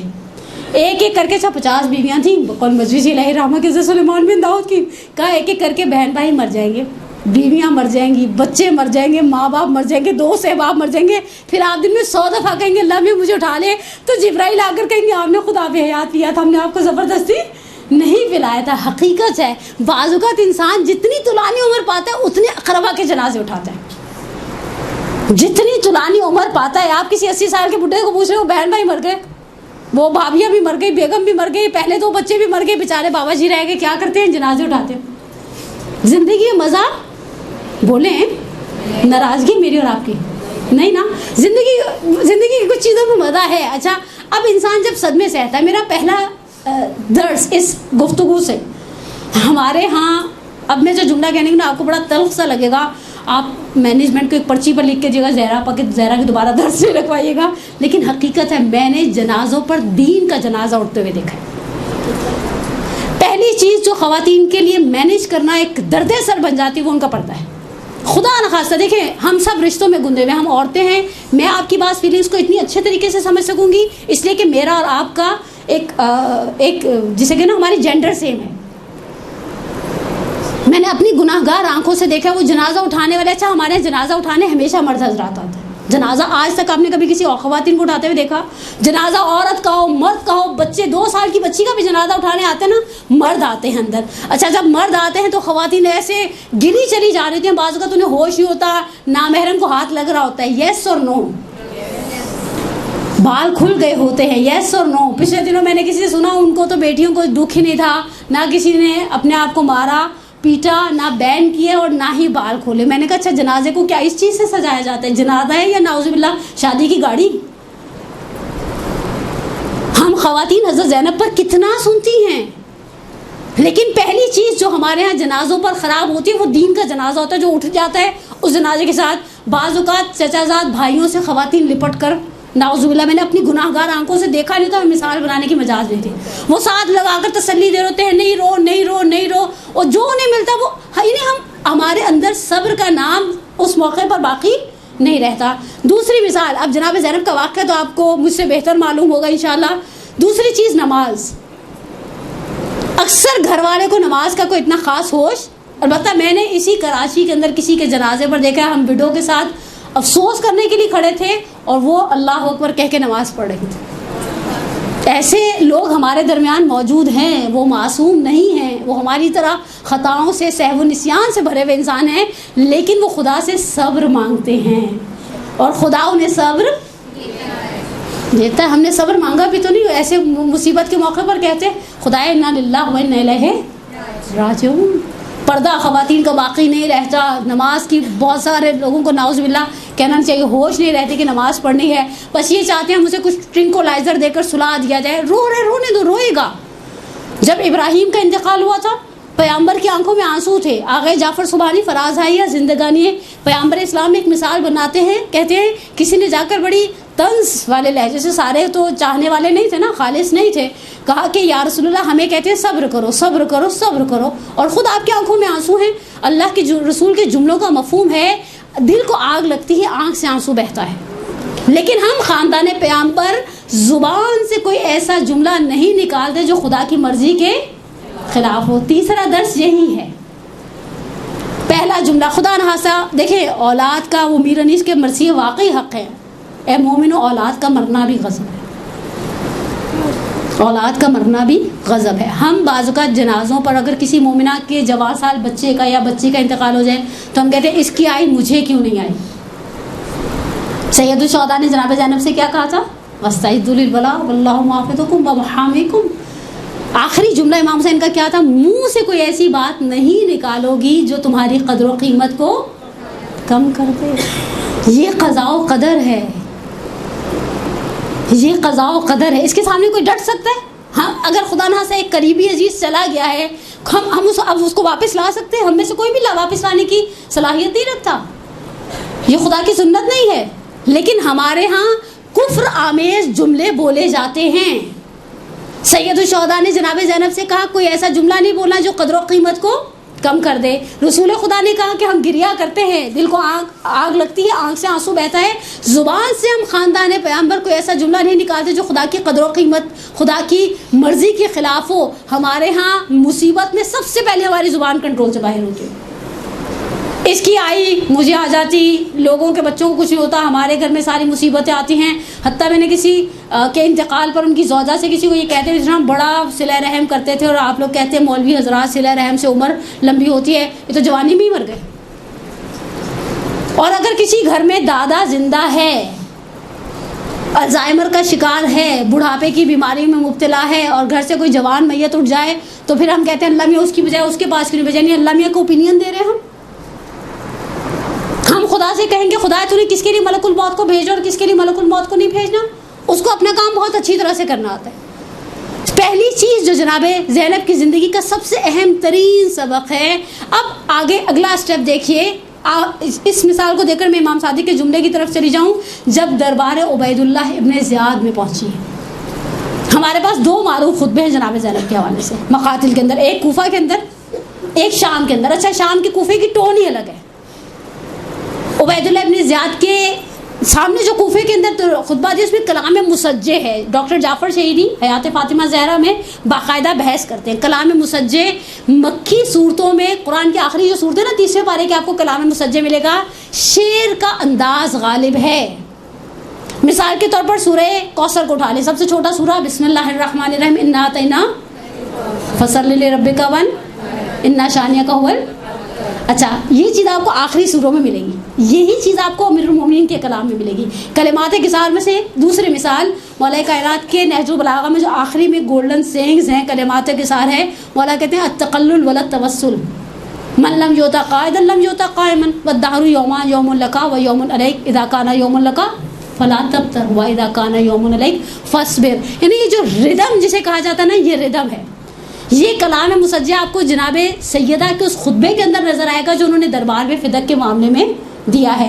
اور عبید اللہ ابن زیاد نے طنز کیا ہے پلٹ کر کہ اے عورت تو کلام مسجع کہتی ہے, تیرا باپ بھی کلام مسجع کہتا ہے. میں یہاں ڈاکٹر جعفر شہیدی نے اس خطبے کو تھوڑا سا کمپیئر کیا ہے جناب سیدہ کے خطبے کے ساتھ. میں صرف ایک جملہ, ڈاکٹر جعفر شہیدی آل اللہ مقامہ کی روح کو آغائے امینی کے معاصر میں سے تھے, ان کے کلاس فیلوز میں سے تھے, اور علماء تشیع میں ایک بڑا درخشاں نام ہے ڈاکٹر جعفر شہیدی کا. ایک جملہ کہوں, جناب زہرا نے جب خطبہ دیا تو اپنے کیپٹل میں تھی. حامی اور ناصر مددگار پاس تھے, مولا پاس تھے, سلمان فارسی پاس تھے, عمار یاسر پاس تھے, ابو ذر مقداد اور اس طرح کے بزرگواران بنو ہاشم کے پاس تھے. امیر المومنین نے جو کلمات کثار اور جو خطبات دیے ہیں جن کی فصاحت و بلاغت کو محسوس کر کے کوفے کے لوگ تھوڑی دیر کے لیے دنگ رہ گئے کہ جناب زینب کے اندر وہی لہجہ, وہی گھن گرج, وہی ٹون ہے. امیر المومنین کے جتنے خطبے ہیں معروف خطبے ہیں وہ آخری 4 سال 10 مہینے کی حکومت کے زمانے کے خطبے ہیں. مولا کائنات کی ظاہری خلافت کے زمانے کے خطبے ہیں. مولا اپنے کیپٹل میں اپنے شہر کوفہ کے اندر بیٹھے ہیں, بیٹے سارے صحیح و سالم ہیں, انصار و اقربا پاس ہیں. مولا پرسکون ماحول سے اپنے گھر سے جاتے ہیں, مسجد کے اندر خطبہ دیتے ہیں, گھر پلٹ آتے ہیں, مولا میں آپ کی بیٹی پر قربان ہو جاؤں. بیسیکلی ایک ریسائٹر کو کہیں پر چھوٹی تقریر کرنی پڑے, بڑی تقریر کرنی پڑے, 3 چیزیں ہمیشہ چاہیے ہوتی ہیں. سب سے پہلی چیز پیس آف مائنڈ. خدا نخواستہ میں ابھی آپ کی خدمت میں تقریر کر رہی ہوں, میرا ابھی ذہن الجھ جائے, میں تقریر کرنے کی صلاحیت سے خود بخود محروم ہو جاؤں گی. میرا دھیان لگ جائے خدا نخواستہ, یا بعض اوقات ہم تقریر کر رہے تھے, ہمیں لگے ہمارا بچہ گر گیا, ہم دودھ کے نیچے چولہا کھلا چھوڑا. ہماری عورتوں کی تو ذہنی رو بھٹکنے کے لیے ایسی چیزیں کافی تھی, چاولوں کے نیچے چولہا تو نہیں چھوڑائی تھی. اب شیطان وسوسہ کرتا رہے, ہائے ہائے واپس جائیں گے تو کیا حال ہوگا, اس پتیلی کو کیسے صاف کرنا پڑے گا. لیکن پیس آف مائنڈ چاہیے نا. میں بول رہی ہوں, آپ بولتی ہیں, جب آپ کہیں تقریر کر رہی ہوتی ہیں آپ کو ذہنی سکون بولے چاہیے. اوکے. دوسری چیز فزیکلی فٹنس. اگر فرض کریں کتنے, میں کہتی ہوں, میں نام نہیں لیتی, میں بڑی فین ہوں بعض اچھے ریسائٹرز کی, خدا الحسن کی داڑھ میں درد ہو آ جائے, آپ کے خیال میں بول سکیں گے؟ نہیں, یوں لے کے بیٹھو بندہ, پتہ بھی چل جاتے داڑھ میں درد ہے. انسان کو فزیکلی فٹنس چاہیے. اور تیسری چیز سننے والا مجمع تیار چاہیے. آپ سارے آپس میں باتیں کرنے لگ جائیں, میرا خیال ہے یہاں کسی اچھے خطیب کو بھی لا کر بٹھا دیں تو وہ تقریر کرنے کے قابل نہیں رہے گا. جناب زینب کے پاس تینوں چیزوں کی کمی تھی, تینوں چیزوں کی کمی تھی. میں صرف کبھی چشم تصور سے سوچتی ہوں, میں نے اپنی زندگی میں ایک مجلس ایسی پڑھی, ہمارے قریبی اعزاء میں سے تھی, سامنے نیچے سلیبس برف کی سیلیں رکھی جاتی نا میت کی شدید گرمی کے عالم میں, وہ ان کے بچے ان کے داماد لا کر رکھ رہے تھے, اور بیٹیاں بھی نڈھال پڑی, جو جنازوں پر پڑھی جاتی ہیں. بہت دیر تک میں مجلس پڑھ ہی نہیں پائی, مجلس کے درمیان میری اپنی طبیعت خراب ہو. میں نے سوچا یہ شخص جو مرا ہے بڑے احترام سے ان کا انتقال ہوا, بڑے احترام سے جنازہ اٹھائے گا, بس بیٹیوں کا انتظار تھا کہ ساری پہنچ جائیں, باپ کا آخری دیدار کر لیں. جس بیوی کی آنکھوں کے سامنے بھائیوں کے سر تھے, سر, ایک جملہ کہا ہے ہمارے مقاتل نے, روزہ ہی استاد میں سید عبداللہ فاطمی نے اس جملے کو بعض مصادر سے نقل کیا ہے, ذرا کہ جناب سید الشہداء کے سر سے کہتے ہیں کلمہ, اپنی بیٹی سے کچھ جملے کہو. سکینہ سمجھتی نہیں ہے بی بی اس عالم میں کہ کیا پیس آف مائنڈ ہوگا شہزادے کے پاس,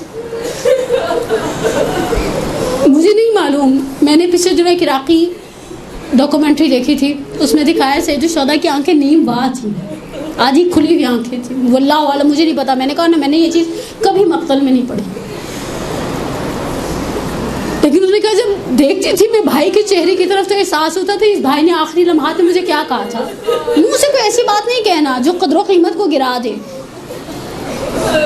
پیس آف مائنڈ نہیں تھا شہزادی کے پاس. فزیکلی فٹنس کی بات کرتی ہیں. میں نے ابھی آپ کے خدمت میں سوگنامہ آل محمد کا آغا محمد ہری شہری, اردو میں کتاب کا ترجمہ سوگنامے کے نام سے ہی ہے, اور ہمارے کراچی میں پرنٹ ہوئی ہے یہ کتاب پہلی مرتبہ. بہت جملے میں نے آپ کی خدمت میں نقل کیے نا, 25 سے 26 بچے. بعض جگہ پر ایسا ملتا ہے جب کوئی بچہ گرتا تھا جناب زینب اپنے آپ کو پشت ناقہ سے گرا دیتی تھی, اور جناب زینب کے رکنے سے قافلہ رک جاتا تھا, اور شہزادی لوگوں سے کہتی تھی تم میں کوئی صاحب اولاد ہے اس بچے کو دفنا دینا. مجھے نہیں معلوم, مجھے کہیں نہیں ملا تاریخ میں واقع کربلا کے بعد پہلی مرتبہ کھانا کب کھایا. میں نے کہا نا ہمارا ایک عزیز جاتا ہے, کوئی منہ میں نوالے بھی بہت اصرار سے ڈالتے تو دل نہیں چاہتا کھانا کھانے کو. دل کو جب انسان کی آگ لگی تو اسے کھانا پینا یہ سب چیزیں اچھی کھانے لگتی ہیں عزیزان من. اور سامنے تماشائی ہیں, سامنے تماشائی ہیں. ستم ظریفوں کی ہے یہ نگری, یہاں پہ دادے وفا نہ مانگے, میرے جگر پہ چلے ہیں خنجر بین کو روکو ردا نہ مانگے. تمہاری بہن جب کہتی ہے الحجاب الحجاب الحجاب, میرا دل کرتا ہے بقول شاعروں کے امام سجاد امام حسین سے کہا, اور اس کے اندر جو جملہ زبان سے نکالا ہے وہ جملہ میں کہتے ہیں دنیا کی ساری فصاحتیں بلاغتیں ہر چیز قربان ہو جائے صرف اس ایک جملے پر. جب عبید اللہ ابن زیاد ملعون نے شہزادی سے کہا کہ خدا نے تمہارے ساتھ اچھا نہیں کیا, حقارت بھرے لہجے میں جب عبید اللہ ابن زیاد کا یہ جملہ سنا تو نارملی عورت کا کیا حال ہوتا ہے؟ ہمیں تسلی دینے والے تسلی دے رہے ہوتے ہیں اور ہمارے دل کو قرار نہیں آ رہا تھا. یہاں ایک شخص شماتت اعداء سے طنز کے ساتھ تماشائیوں کے ہجوم میں ایک مخدرہ سے کہتا ہے خدا نے تمہارے ساتھ اچھا نہیں کیا. پلٹ کر کہتی ہے وما رأیت الا جمیلا، میں نے خدا سے سوائے حسن کے کچھ دیکھا کہاں ہے. یہ وہ کمال ہے، یہ وہ مقام ہے. سید الشہداء کی بات کا کس طرح سے پاس رکھا، لیکن اس پاس رکھنے کے لیے کیسا صبر چاہیے تھا. میرے آخری ایک اور جملہ، چھٹے امام صادق آل محمد امام جعفر و صادق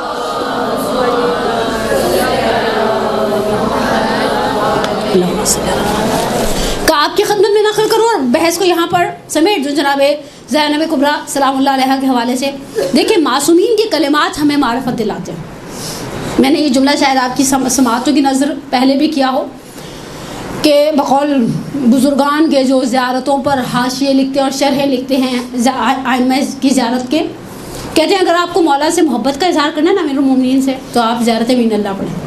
حقیقت ہے. میں کبھی کبھی زیارت امین اللہ کی جب بیک گراؤنڈ پڑھتے ہیں نا تو مجھے ہوتا ہے امام سجاد گھوڑے پر بیٹھ کر مدینہ سے آیا کرتے تھے. نہ قبہ تھی، نہ بارگاہ تھی، نہ ایسا گنبد تھا، نہ ایسے ایوان طلا والا حسن و جمال تھا. آج جیسی ہیبت تھوڑی تھی مولا کائنات کی. قبر متحرک ایک ٹیلا سا تھا، مٹی کا ایک ڈھیر ذرا اونچا سا کوفے کی پشت پر. گھوڑے کی پشت سے اترتے تھے رخسار کو قبر پر رکھ کر. اور حقیقت ہے یہ صرف ایک ٹوکن آف لو ہے امام سجاد کا امیر المومنین کی نسبت. زیارت امین اللہ میں زیادہ سے زیادہ محبت کا اظہار ہے. ائمہ اطہار کا فخر تھا. اور پھر ہمارے علماء کہتے ہیں اگر شہری نے ایک جملہ نقل کیا، کہا اگر آپ امیر المومنین کی معرفت کو حاصل کرنا چاہتے ہیں تو وہ غدیر کے دن کی زیارت پڑھیں جو میرے اور آپ کے 10 امام علی نقی علیہ الصلوۃ والسلام اللہم صلی علی محمد وعلی محمد وعجل فضل امام علی نقی سے نقل کی گئی ہے. غدیر کے دن کا اچھا مفصل زیارت ہے، مفاتی میں موجود ہے صاحب مفاتی نے. ایک جملہ اور بھی آپ مومنات کی خدمت میں کہہ دوں، یہ ہم خواتین نے اعمال نکالنے کا بھی بڑا اچھا سلسلہ شروع کیا. پہلی شعبان کے اعمال، رجب کی فلانے دن کی فلانی نماز، فلانی بیوی کے اعمال. مجھے حیرت ہوتی ہے آغا بہجت کے پاس ایک بندہ خدا آیا، در محضر بہجت کا جملہ ہے، اور آ کر کہا آغا سے کہ وہ میں کربلا جا رہا ہوں. اچھا جب ایران عراق کے راستے کھلے تھے تو ایرانی بھی بہت ایکسائٹیڈ تھے جنہوں نے کئی سالوں سے صرف کربلا سنی تھی، دیکھی تو تھی نہیں. میں کربلا جا رہا ہوں، آپ مجھے کچھ بتائیے وہاں جا کے کیا پڑھوں. آغا بہجت کا جملہ بڑا خوبصورت تھا. پلٹ کر کہا اونچے در مفاتس بیشتر زن بلد نیستا. مفاتی سے زیادہ آپ کو کوئی نہیں بتا سکتا. ہمارے پاس مفاتی ہے. محدث کی زحمتیں ہیں، 20 سال لگائے ہیں محدث نے مفاتی پر. محدث کا خلوص ہے. میں کبھی کبھی سوچوں جس طرح سے مفاتی سے وابستہ اسی القائم کے پلیٹ فارم سے مولانا کمیل مہدوی صاحب کا ایک کلپ بھی ہے، ویڈیو صاحب مفاتی کی عظمت کی طرف جو اشارہ کرتا ہے. محدث عباس قمی اللہ مقامہ کے حرم امیر المومنین میں دفن ہے. مفاتی کے اندر اتنا کچھ ہے. اب ہم عورتوں کا پتہ نہیں شاید پیٹ نہیں بھرتا، ہم چاہتے ہیں کہ جو کچھ مفاتی سے ہٹ کر ہے عورتیں بیٹھ کر بناتی بھی رہتی ہیں. یہ پڑھیں یہ پڑھیں یہ پڑھیں، یہ کہاں سے؟ میرے پاس تو کوئی مجھے بھیجتا نا یہ اس کی اتھینٹسٹی، میں نے کہا جس نے بھیجا اس سے پوچھیں. نپ دا ایون ان دا بڈ. ہم نے شروع میں ان چیزوں کو روک تھام کی ہوتی نا تو آج ہمارے درمیان اتنے سارے یہ سلسلے نہ چل رہے ہوتے. ہم پہلے سن رہے تھے، آپ نے کہا میری تو حاجت اٹک گئی تھی، میں نے جیسے یہ پڑھا یہ یوں کام ہو گیا. اور پھر ہم تابوت پر کبھی سیب اٹھا لیتے ہیں اور کہتے ہیں ہم پورا سال سیب نہیں کھائیں گے. سیب کھانے سے کیا فرق پڑے گا؟ جلل قال. مجھے اسی نے کنٹینیو کا میں نے سیب کی منت اٹھا لی تھی، بے دھیانی میں کھا لیا.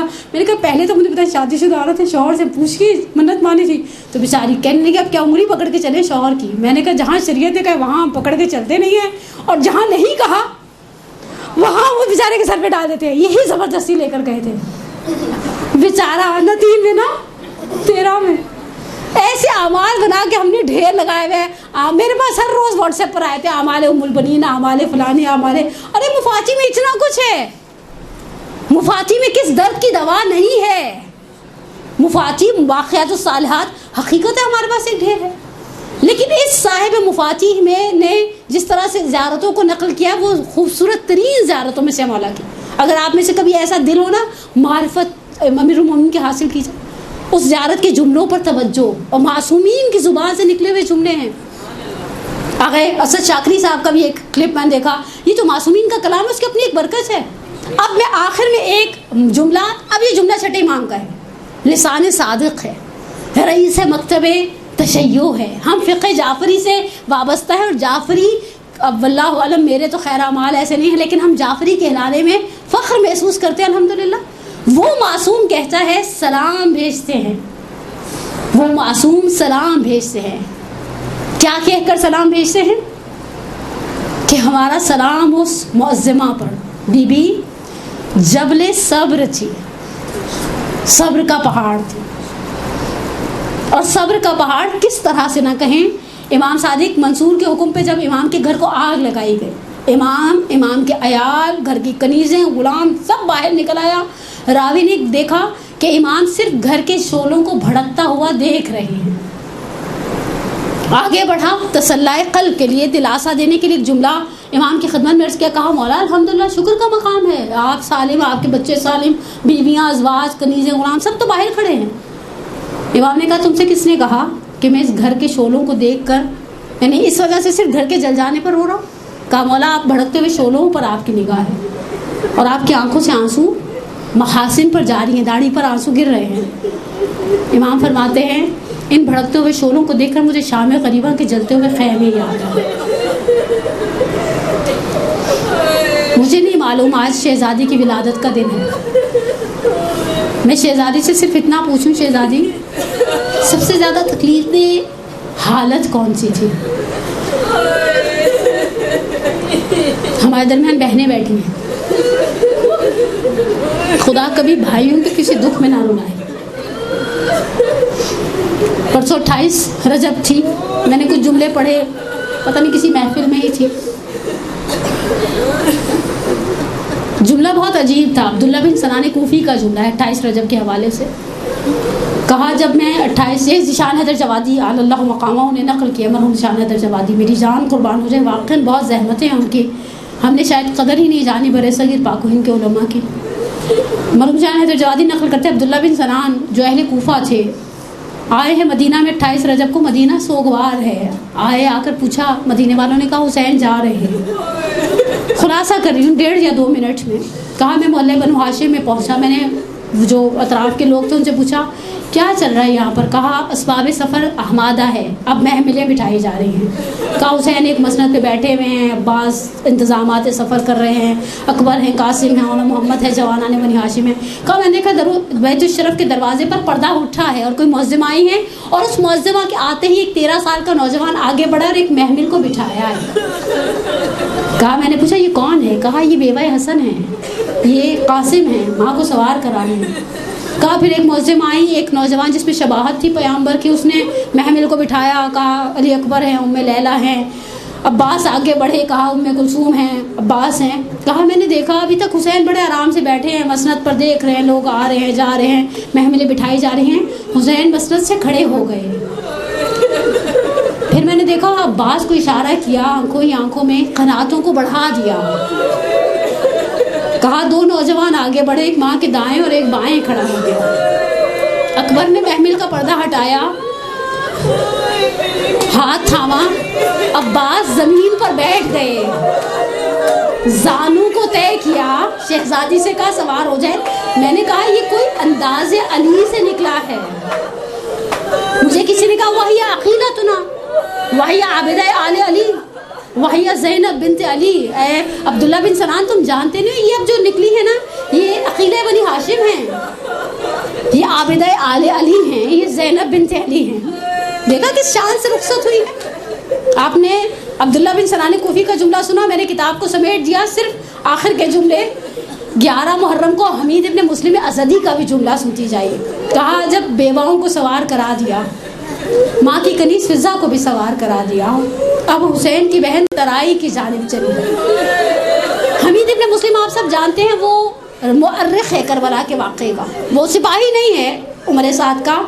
کہا میں نے سنا تھا زینب بیٹوں کے ساتھ آئی ہیں، مجھے اس چیز کا احساس تھا یہ بیٹوں کو آواز دے گی، اونا محمد اب ماں سوار ہونا چاہتی ہے، لیکن میں نے دیکھا علی کی بیٹی کے لب ہلے، صرف ایک آواز زیر لب تھی، یا اخی ابو الفضل عباس، عباس کہاں ہو؟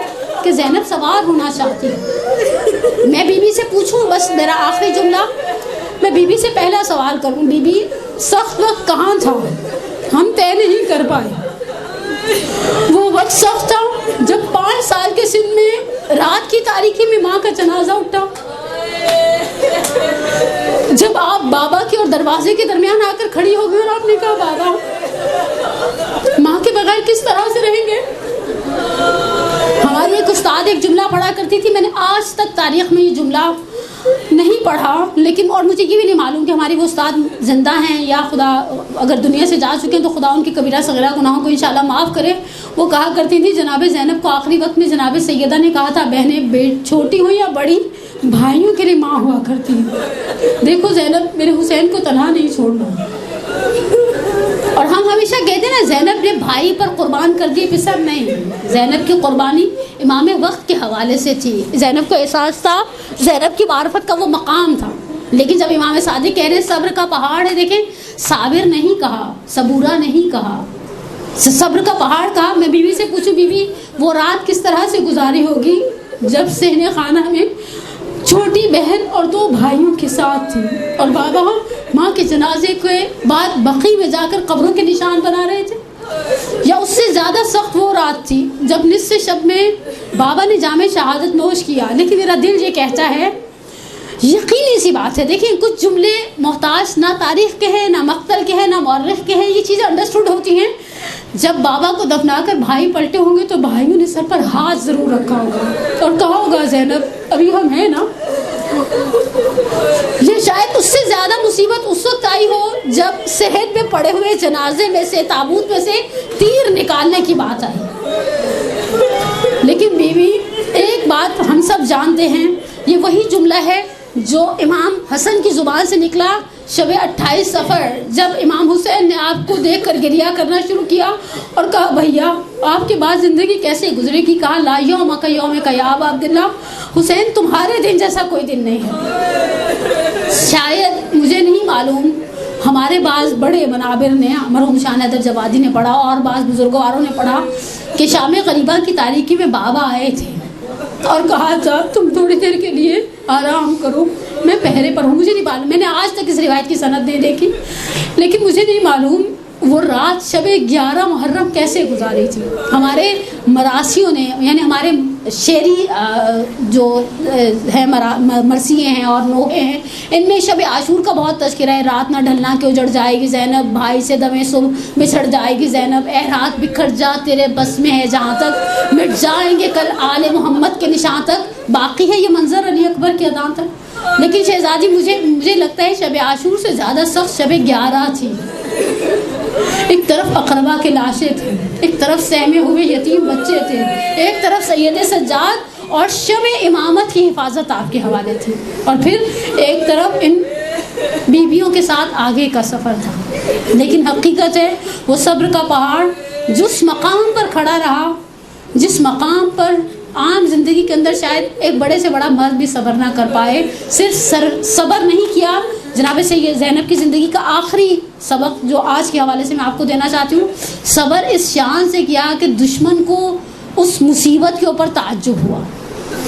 صبر اس شان سے کیا، کہیں پر اپنے آپ کو ہلکا یا نعوذ باللہ من ذالک جسے کہ نا اپنی ویلیوز کو ڈاؤن نہیں ہونے دیا۔ شہزادی نے مصیبتوں میں سربلند رہی، دین کے علم کو زمین پر گرنے نہیں دیا، کسی مقام پر نہیں ملتا، چادر کے حوالے سے ملتا ہے شہزادی نے حجاب کا تقاضا کیا، کوفے میں کیا، بعض مقامات پر شام کے حوالے سے ملتا ہے، لیکن کہیں کھانے کا نعوذ باللہ تقاضا کیا ہو نہیں ملتا، کہیں پانی کا تقاضا کیا ہو نہیں ملتا۔ شہزادی نے صبر کیا، شہزادی کی سیرت پر چھا گئی ان کی یہ صفت کہ وہ صبر کا پہاڑ بن گئی۔ تلے زینبیہ سے کھڑے ہو کر جو بہن یہ سب دیکھ لے، پروردگار بحق اخیل بنی ہاشم عابدہ آل علی، بقول شاعر کے سید الشہداء نے شمر لعین سے کہا خیام سے کر پشت مجھے آل نہ دیکھے، اس رنگ میں کوئی دل پامال نہ دیکھے، ماں جائے میرا دشت میں یہ حال نہ دیکھے، زینب تیرے ہاتھوں میں میرے بال نہ دیکھے، جس شخص کے لاشے پہ بہن رونا تھی، پتہ نہیں روئی تھی یا رونے والوں کو تسلی دے رہی تھی۔ مختل میں کبھی بچے گنتی ہیں، کبھی ام کلثوم سے کہتی ہیں 3 بچے کم ہیں، جب بہن کے ساتھ مقتل کی طرف میں کبھی صرف سوچتی ہوں تو میرا واقعی میرے تصور سے والا تر ہے. مقتل میں رات کی تاریکی میں بچے ڈھونڈ رہی ہیں. 2 بچوں کو دیکھا ایک دوسرے کے ساتھ گریبان گیر ہیں, یعنی ایک دوسرے کے گریبان میں ہاتھ ڈال کے ہیں. ایک بچے سے یہ کلثوم سے کہتی ہے ایک تم اٹھاؤ ایک میں اٹھاتی ہوں. دیکھا سینے پر گھوڑوں کی چاپوں کے نشان ہیں. اور پھر ترائی کی جانب مقتل کی جانب جا کر کہتی سکینہ آواز دو. بھیا کی امانت کی حفاظت نہیں کر پائی. اکلاش سربریدہ پر جب سکینہ کو گود میں لیا. اب یہاں مقتل نہیں ہے, ممبر ایک جملہ کہتے ہیں شہزادی نے کہا پھوپھی اماں تھوڑی دیر سونے دیتی مجھے. کہا کس طرح سے کہتی ہوں لاش پہ در کی ہے. لاش 2 چیزوں سے پہچانی جاتی ہے, یا سر سے یا لباس سے. لباس مندرس تو 12 پارا ہے اور سر لین اتار کر لے گئے.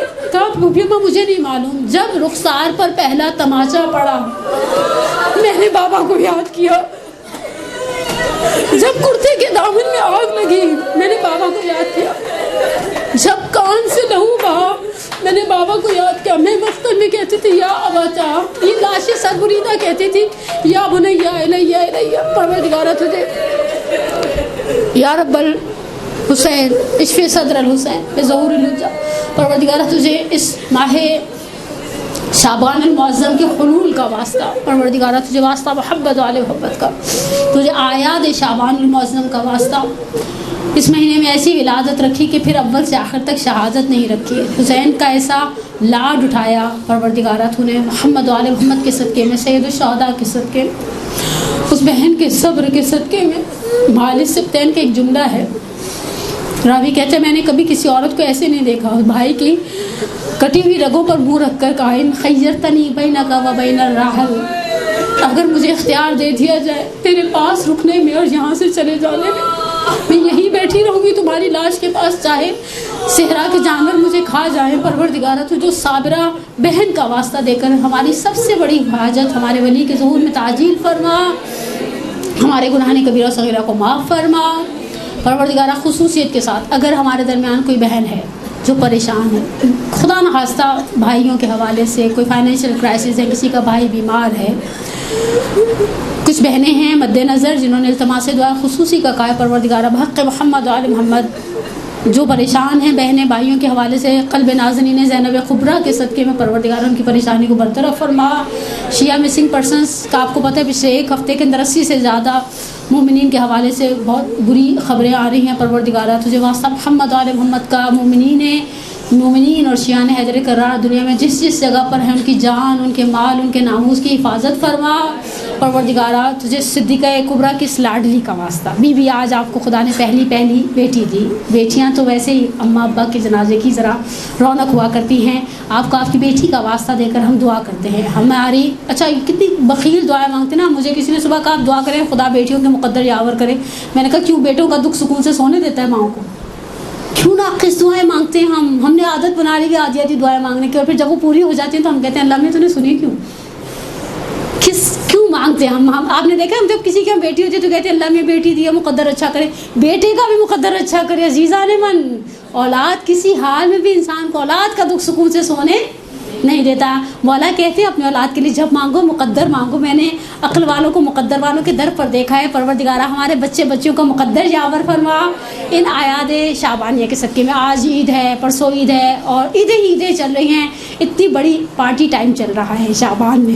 خاندان پیغمبر کے گھر میں بقول 6 سفت جعفر کے رجب ہو یا شعبان یا رمضان وہ دن ہے, ملنگوں کے کھانے کبانے کے دن ہے. ہمارے بھی اچھے کپڑے پہن کر میلادوں میں جانے کے دن ہیں. پروردگارہ ہمیں ہمارے بچوں کی خوشیاں دکھا, انہیں ہمارے لیے باقیات الصالحات میں سے قرار دے. ہم سب کا خاتمہ بالایمان فرما. ایک خصوصی دعا آپ ساری بہنوں کے لیے جو سنڈے والے دن نکلتے ہیں نا. میں جب بھی آتی ہوں سنڈے والی مومنات کے لیے بڑی دعا کرتی ہوں. بیچارے سارے لوگ سو رہے ہوتے ہیں نا دوپہر میں, اور ہم بیچارے یہاں بیٹھے. میں تو خیر بیچاری نہیں ہوں, لیکن آپ لوگ مجھے سننا 1.5 گھنٹہ, کتنا صبر والی بات ہے. میرا بس چلے نا تو میں ہر درس میں جا کر 2 پیراڈول بانٹتی رہوں, آپ بھی کھا لیں آپ بھی کھا لیں. یا بعض لوگوں کو آنکھیں بند کرو ریلیکس ہو کے سو جائیں. آپ کو ثواب تو مل گیا, آپ گھر سے نکلی درس کی نیت سے, آپ کو ثواب مل گیا, آپ کا ثواب خدا کی بارگاہ میں محفوظ ہے. لیکن حقیقت ہے جو نکلتا ہے, فضل اللہ المجاہدین علی القاعدین اجرا عظیما. پروردگار انشاءاللہ آپ کے آنے کو, بیٹھنے کو, پڑھنے کو, سننے کو قبول فرمائے, آپ کو دنیا اور آخرت کی بہترین نعمتوں سے مالا مال فرمائے, اور جناب زینب سلام اللہ علیہ کے صدقے میں ہم سب کو دنیا میں سید الشہداء کی زیارت اور آخرت میں ان کی شفاعت سے بہرامند فرمائے. اپنی صحت, سلامتی, اپنی پریشانیوں کے دور ہونے کے لیے اور اپنی حاجات کی قبولیت کے لیے صلوات پڑھے محمد و آل محمد پر.